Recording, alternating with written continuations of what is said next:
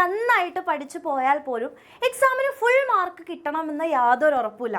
അതിന് പല കാരണങ്ങളാണ്. നമ്മൾ കണ്ടന്റ് ഭയങ്കരമായിട്ട് നല്ലപോലെ പഠിച്ചിട്ട് പോയാൽ പോലും നമുക്ക് പൊതുവെ എക്സാം ആകുമ്പോൾ ഒരു ടെൻഷൻ ഉണ്ടാവും.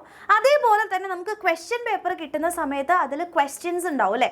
അപ്പോൾ ആ ക്വസ്റ്റ്യൻസ് എന്താണ് ഉദ്ദേശിക്കുന്നതെന്ന് വായിച്ച് മനസ്സിലാക്കാൻ പറ്റാത്ത അവസരങ്ങളുണ്ടാവും.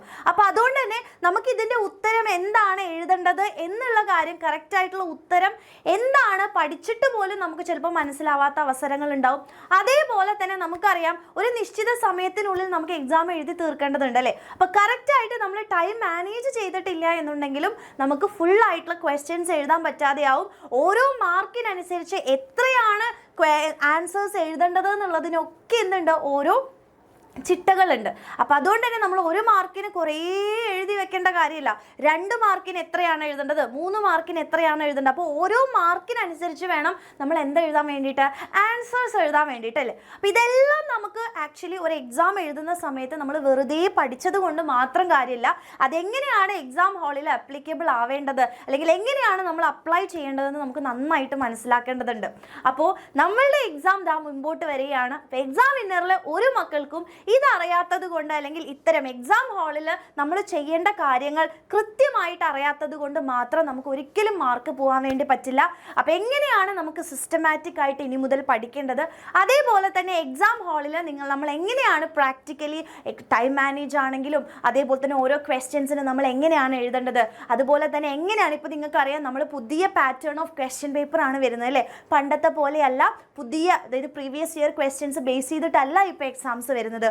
പുതിയ പുതിയ ചോദ്യങ്ങളാണ് വരുന്നത്, നമ്മൾ മുമ്പ് കാണാത്ത, പക്ഷെ നമ്മുടെ ടെക്സ്റ്റ് ബുക്കിലുള്ള ക്വസ്റ്റ്യൻസ് തന്നെയാണ്. അപ്പോൾ അതുകൊണ്ട് തന്നെ നമ്മൾ ക്വസ്റ്റ്യൻ പേപ്പർ മനസ്സിലാക്കുക എന്നുള്ളതും അതിലും വലിയ ഇമ്പോർട്ടൻ്റ് ആയിട്ടുള്ള ഒരു കാര്യമാണ്. അപ്പോൾ ഇതെല്ലാം എൻ്റെ കുട്ടികൾക്ക് പറഞ്ഞു തരാൻ വേണ്ടിയിട്ട് നാളെ കൃത്യം താഴെ കാണുന്ന സമയത്ത് നമ്മുടെ എക്സാം വിന്നർ ഫാമിലി വരുന്നുണ്ട്. അപ്പോൾ നിങ്ങൾ എന്ത് ചെയ്യുക, മാക്സിമം ഫ്രണ്ട്സിന് എല്ലാവർക്കും ഷെയർ ചെയ്യുക. ഇത് നിങ്ങളുടെ ലാസ്റ്റ് ചാൻസ് ആണ്. അപ്പോൾ എക്സാമിന് ഫുൾ മാർക്ക് വാങ്ങിക്കണം എന്ന ആഗ്രഹമുള്ള മക്കളായിരിക്കും നിങ്ങളെല്ലാവരും അല്ലേ. അപ്പോൾ അതുകൊണ്ട് നിങ്ങളുടെ ഫ്രണ്ട്സിനെ എല്ലാവരെയും കൂട്ടിയിട്ട് കൃത്യസമയത്ത് നമ്മളുടെ ലൈവുകളിലേക്ക് എത്തുക.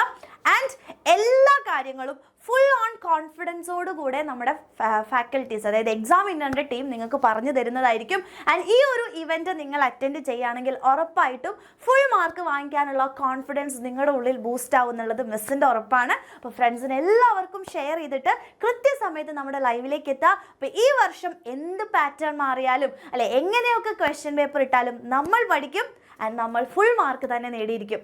അപ്പോൾ എല്ലാവരും ഫ്രണ്ട്സിന് ഷെയർ ചെയ്യുക, കൃത്യസമയത്ത് ലൈവ് അറ്റൻഡ് ചെയ്യുക. ഓക്കെ മക്കളെ, താങ്ക് യു.